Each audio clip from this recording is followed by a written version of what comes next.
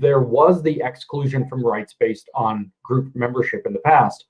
Right. That's one thing. And to say, oh, well, those individuals have rights is an answer to that. But then to say we need group-based rights is a different answer, right? I want to make that pretty clear. That's a very different thing. And this is what I want to get into, therefore. What are some of these ideologies that we're sort of broadly referring to here? And I'm going to throw these terms out, and I want you to sort of get into a descriptor of what they are and why they've become so pervasive. So I think the first one, which as we as South Africans have come to understand now, is this notion of social justice, and broadly the social justice ideology or movement, as they self-describe. It being a broad umbrella, what is it, and what are some of the things underneath it that define it?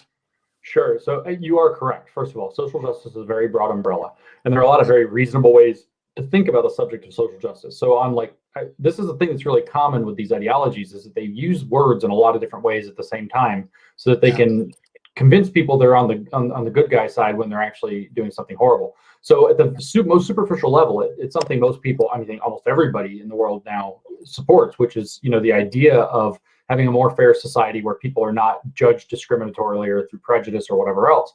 And I think almost everybody's on board with that. But when you get a little deeper into the literature, even within the soft stuff, they still describe it as being the pursuit not of individual rights, but of group rights, which is a scary concept because groups aren't people.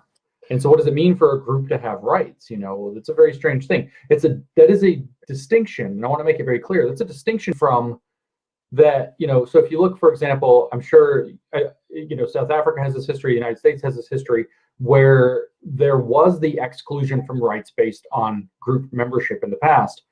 Right. That's one thing. And to say, oh, well, those individuals have rights is an answer to that. But then to say we need group-based rights is a different answer, right? I want to make that pretty clear. That's a very different thing. So it is the pursuit of group-based rights, according to at least one of their education manuals that I've read, where they give a very clear description that's interested in group-based rights.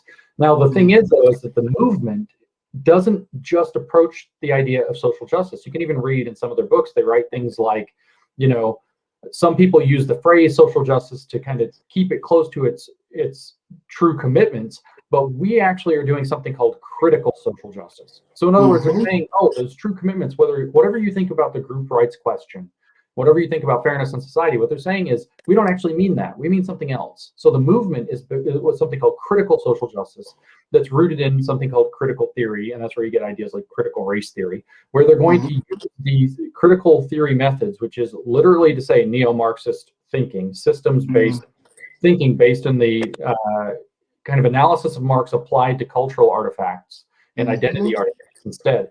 We're going to use that now to try to achieve group-based so-called rights, usually under headings like equity, for example, which is to redistribute resources and opportunity and power and privilege such that, various groups are going to be redefined in terms of how much of that they have.